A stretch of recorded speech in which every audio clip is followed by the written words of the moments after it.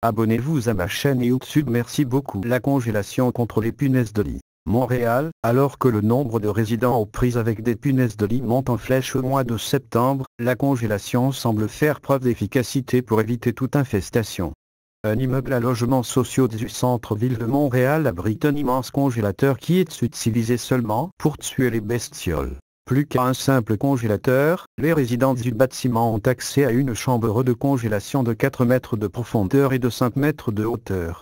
Tous les articles y sont conservés à une température de -22°C. Le problème des punaises de lit est important et nous voulions nous donner les moyens de le gérer, a dit en entrevue la directrice du service de salubrité de l'Office municipal d'habitation de Montréal, OMHM, Mélanie Sanche.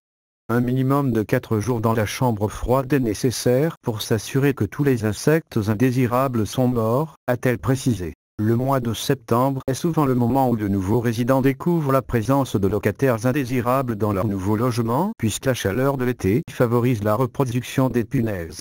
Leur propagation est ensuite amplifiée par la vague de déménagement du mois de juillet. Environ 10% des unités d'habitation de la métropole contactent chaque année l'OMHM pour des problèmes d'infestation aux punaises de lit.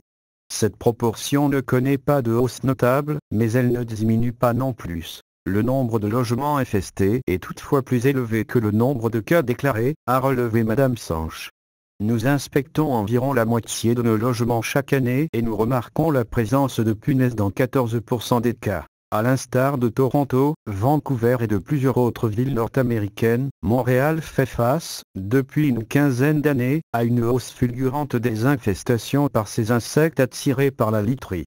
Si les punaises n'envahissent pas seulement les quartiers pauvres, c'est dans ces coins de la métropole que les exterminateurs disent avoir la tâche complexifiée. Certains locataires moins aisés ne disent rien de peur d'être évincés de leur logement ou d'avoir à payer la facture pour l'extermination.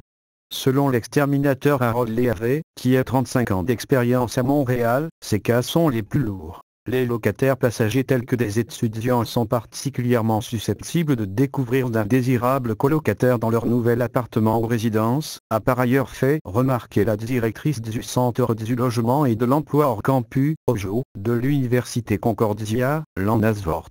Nous avons des étudiants qui commencent à se faire piquer dès leur arrivée et plusieurs d'entre eux ne réalisent pas ce qui se passe avant des mois plus tard, a-t-elle expliqué.